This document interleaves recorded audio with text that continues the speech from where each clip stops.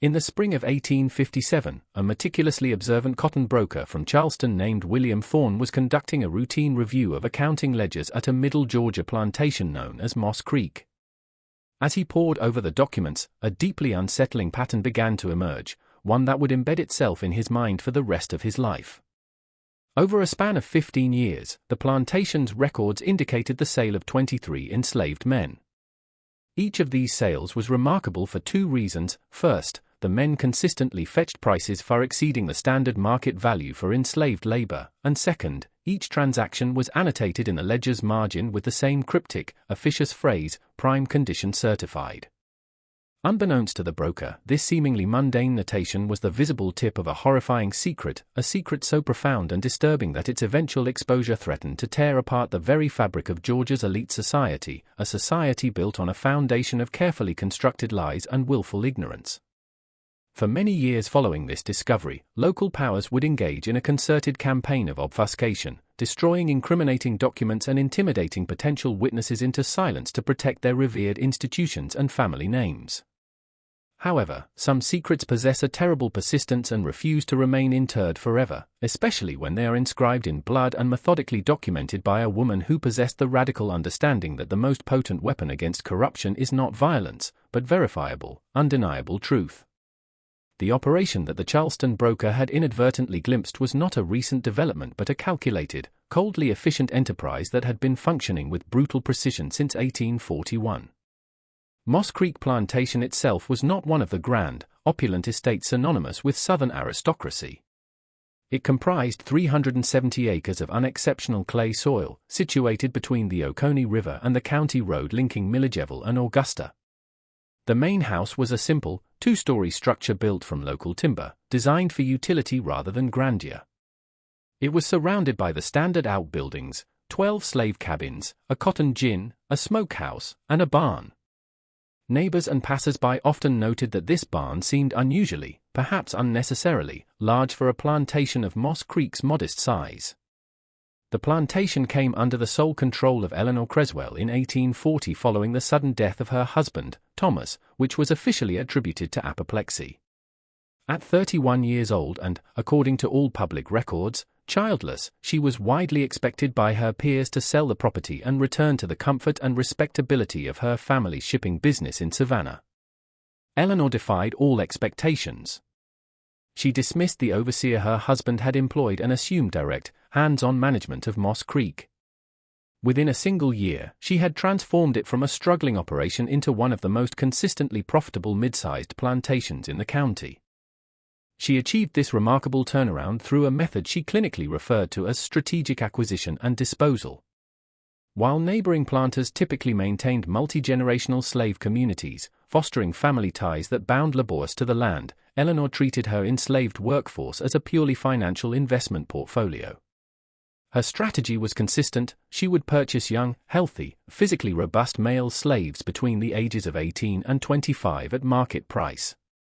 She would hold them for a period of 12 to 18 months, and then sell them for a substantial profit to planters in the expanding cotton frontiers of Alabama, Mississippi, and Louisiana, where the demand for labor was insatiable.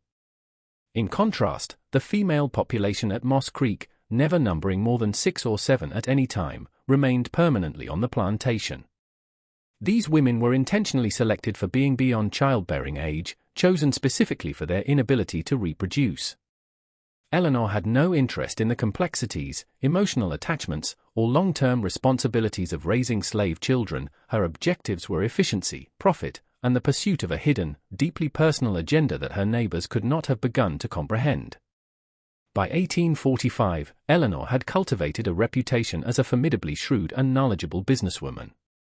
Male planters who initially balked at negotiating with a woman found themselves reluctantly impressed by her expert command of cotton yields, soil management, and fluctuating market prices. She was a reclusive figure, never participating in the social rituals, church functions, or community gatherings that defined the expected role of a Southern woman of her station. When confronted about this unwomanly behavior, she would offer a tight, calculated smile that never reached her eyes, offering the explanation that widowhood had liberated her from the tiresome burden of social pretense. What no one in her community could have possibly suspected was that Eleanor Creswell maintained not one, but 3 separate and distinct sets of accounting books. The first was a standard set of plantation accounts, detailing expenses, crop yields, and sales figures, which was available for review by any neighbor, tax assessor, or business associate. The second set recorded the plantation's true, significantly higher profits, concealed from public view. The third and most secret set of records was kept locked within an iron box hidden beneath the floorboards of her bedroom. These pages were written in a complex code, a cipher she had developed herself based on the shipping manifest she had learned from her father's business in Savannah. Within these encoded pages, Eleanor documented everything.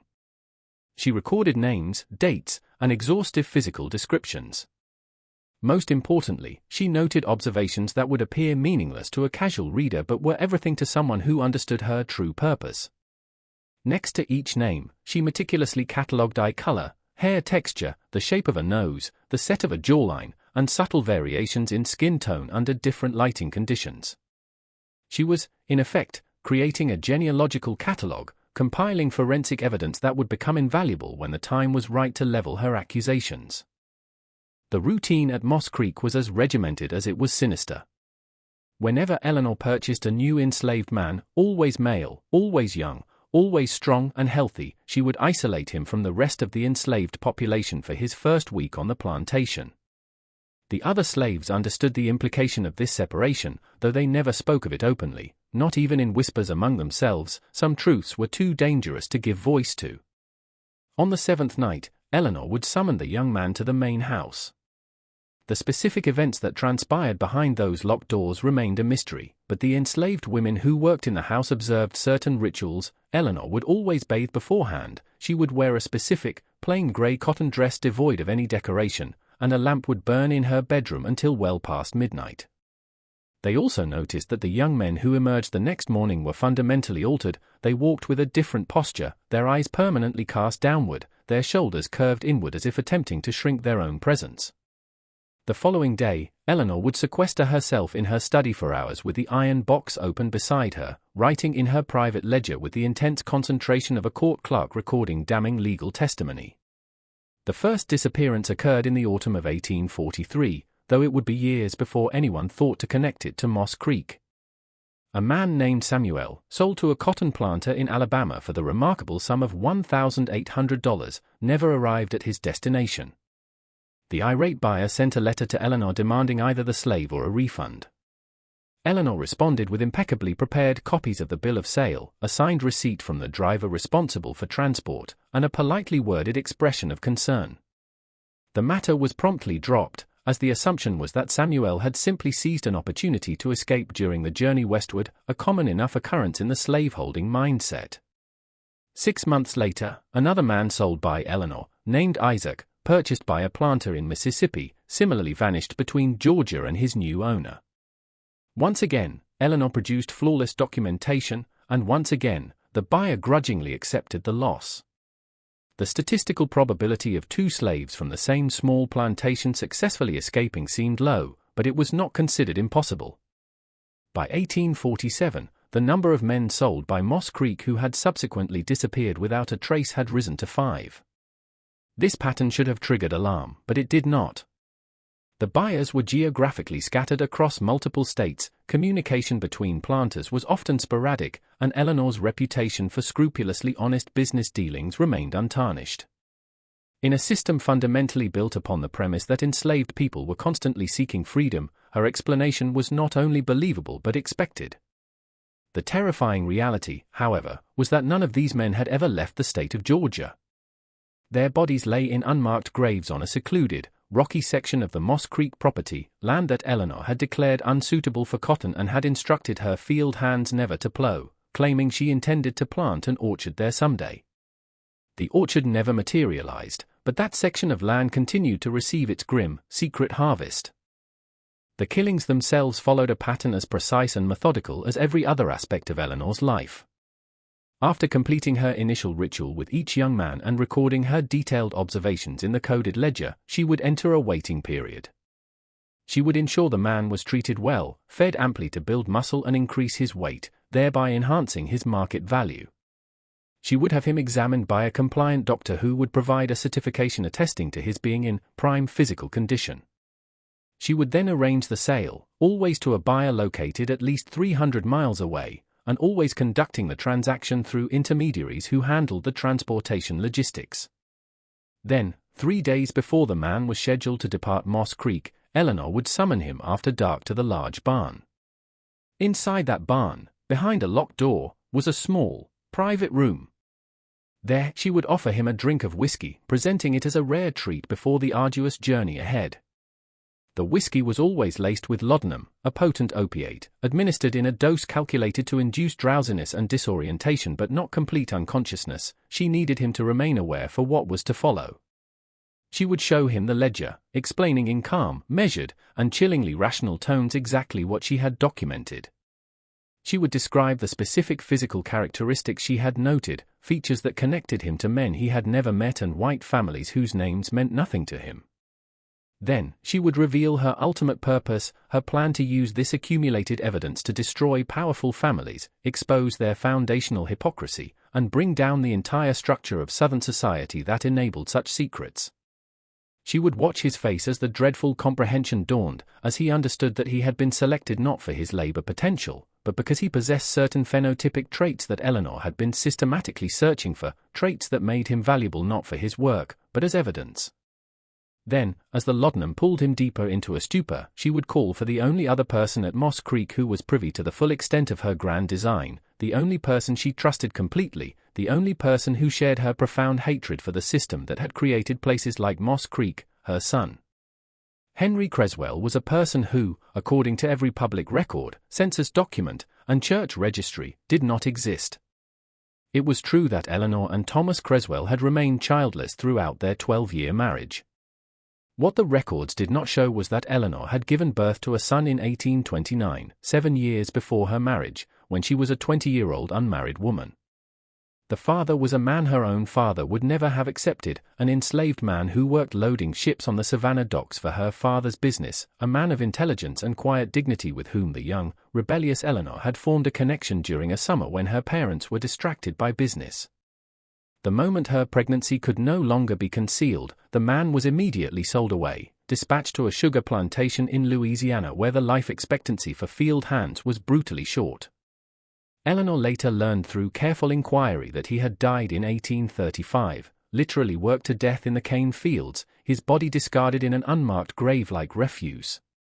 This knowledge catalyzed something within Eleanor, transmuting her grief and rage into something colder, harder, and far more dangerous, a long-term plan for revenge that would take decades to execute but would, in her mind, ultimately burn down everything that the men who had destroyed her life held sacred. Her infant son was sent north to be raised by Eleanor's maternal aunt in Philadelphia, a widow who agreed to raise the boy as her own adopted son.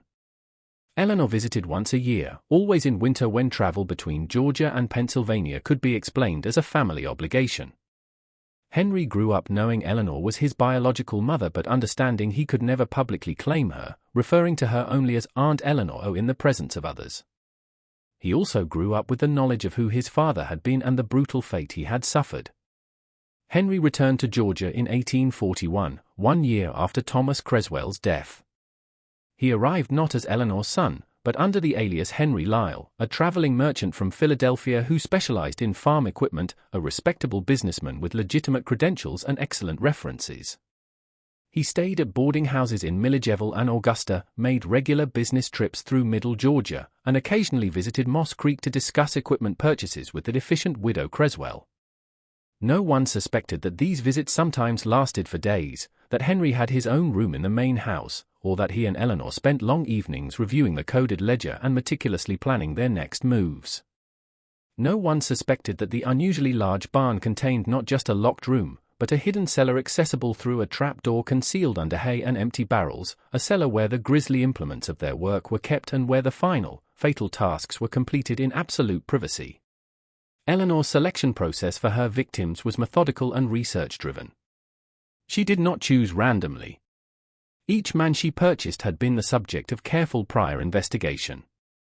She would visit slave markets in Savannah, Augusta, and Milledgeville, examining young male slaves with the discerning eye of a bloodline horse breeder. But she was not primarily assessing teeth or muscle tone, she was studying faces. She had spent years clandestinely compiling information on Georgia's most prominent families, learning their histories, studying their genealogies, and, most crucially, identifying their darkest secrets. She knew which planters, senators, and judges had fathered children with enslaved women. She knew which families had carefully concealed mixed-race branches of their family tree. She knew which men maintained discreet second households with enslaved mistresses. She acquired this knowledge because wealthy men were often careless in their indiscretions, because enslaved people who worked in great houses communicated through networks that white society never imagined existed, and because information, like water, always finds a way to flow. When Eleanor identified a young enslaved man whose facial features, bone structure, or other physical characteristics unmistakably matched those of a prominent white family, the distinctive Rutledge nose, the distinctive Peyton jawline, the unusual grey-green eyes that marked the Caldwell bloodline, she would purchase him, regardless of cost. She would bring him to Moss Creek, conduct her ritual, and record every minute detail that could serve as proof of paternity. These men became living, breathing evidence of the hypocrisy at the heart of the Southern slavocracy. And then, because living evidence could be questioned, could deny the truth, could be sold beyond her reach, or could simply be silenced, they were transformed into dead evidence, bodies that could be exhumed, bones that could be measured and compared, evidence that could not lie, flee, or refuse to testify. By 1850, 13 men lay buried in the uncultivated ground of Moss Creek. 13 sets of measurements were recorded in Eleanor's coded ledger. 13 powerful Georgia families were now marked for destruction, awaiting the day when Eleanor decided the time was right to reveal what she knew. However, the national political landscape was shifting dramatically. Tensions between the North and South over the issue of slavery were escalating towards a breaking point. The Compromise of 1850 had provided only a temporary, fragile peace. Eleanor began to fear that the war she saw looming on the horizon would not only destroy the South but also obliterate her opportunity to make her accusations heard in a meaningful way. Then, in the summer of 1856, an event occurred that threatened to dismantle her entire operation prematurely. A letter arrived at Moss Creek from Boston, addressed to the widow Creswell. It was from a man named Daniel Harrington, who identified himself as a lawyer and a correspondent for the prominent abolitionist newspaper, The Liberator. He stated that, through unspecified sources, he had heard of certain irregularities at her plantation. He had questions about her business practices, the unusual turnover in her workforce, and the men who had disappeared after being sold. He announced his intention to travel through Georgia in September and requested a meeting to discuss these matters. Eleanor, after reading the letter with perfectly steady hands, summoned Henry. "Someone has been talking," she stated quietly. "Someone knows more than they should." Henry, concerned, suggested they halt their activities and go quiet. Eleanor refused. Instead, she resolved to invite Harrington to Moss Creek, present him with the façade of a perfectly managed plantation run by a competent widow, and use the meeting to gauge what he truly knew and who had informed him. Daniel Harrington arrived as planned. He was a thin, angular man with the pale complexion of a scholar, his dark suit and Boston accent marking him as an outsider. In a deliberately modest parlor, Eleanor calmly and smoothly addressed his questions, dismissing the disappearances as unfortunate but predictable escape attempts and presenting herself as nothing more than a shrewd businesswoman. Harrington, unsatisfied, secured her permission to remain in the area to conduct his own inquiries. Over the next few days, Harrington interviewed merchants and other planters, all of whom corroborated Eleanor's story of honest, if unusual, efficiency. The breakthrough came when an elderly enslaved woman from Moss Creek named Ruth visited him secretly after dark at his Milledgeville boarding house. Trembling with fear, Ruth confided her suspicions, the seventh night rituals, the locked ledgers, the sounds from the barn late at night, the section of land that was repeatedly dug up but never planted, and the frequent, unexplained visits from the equipment man, Mr. Lyle. "Something evil is happening at Moss Creek, Mr. Harrington," she whispered. "Something that needs to stop." Bolstered by this testimony, Harrington returned to Moss Creek unannounced and demanded a full tour, including the locked room in the barn. Eleanor, after a moment of calculated hesitation, complied. The room was filled with dusty, broken tools and appeared utterly innocuous, yielding no evidence. As they left, however, Harrington's eye was caught by the uneven ground near the barn and the peculiar growth patterns in the orchard section, but without concrete proof, he was powerless. He eventually returned to Boston and published a short, unsubstantiated article in the Liberator that was largely ignored. The threat, however, had been real. Eleanor knew that Ruth had talked. That night, she confronted the elderly woman, not with punishment, but with a terrifying confession. She showed Ruth the ledgers and sketches, explaining her true mission, to document the mixed-race paternity of the men she purchased and use that evidence to destroy the hypocritical elite. She justified the murders as a necessary evil, the preservation of evidence in a war against an unjust system. She even revealed that Henry was her son, the child of an enslaved man, making the fight deeply personal. Ruth was left with the horrifying burden of this knowledge, understanding that she was now complicit in a campaign of murder framed as righteous vengeance. The following spring, the meticulous Charleston broker, William Thorne, noticed the pattern of prime-conditioned sales and disappearances in Eleanor's ledgers. His professional curiosity and intention to verify the sales with the listed buyers sent Eleanor into a panic. Concluding that he was a threat that could not be reasoned with, she and Henry devised a plan to eliminate him. They staged Thorne's death to look like a botched robbery by an escaped slave, with Henry impersonating the attacker on a secluded road. Thorne was brutally murdered, and though a massive manhunt was launched, the killer was never found. Henry, having cleaned up and changed, was back at Moss Creek, playing the role of the visiting merchant Henry Lyle before the investigation even began. This murder marked a dark turning point. Killing an innocent white businessman from Charleston was fundamentally different from killing enslaved men whose disappearances would be casually explained away. It was no longer about gathering evidence for a grand revelation, it was about cold-blooded murder to protect their secret. The act created a fissure in Henry's resolve and forced Eleanor to confront the monstrous reality that her crusade against injustice had transformed her into a perpetrator of the very kind of evil she sought to destroy. The story's conclusion is steeped in historical irony and tragedy. The civil war that Eleanor had hoped would provide the backdrop for her revelations instead consumed everything. Eleanor died of pneumonia in 1863, never having released her archive. Henry disappeared in 1864, his fate unknown.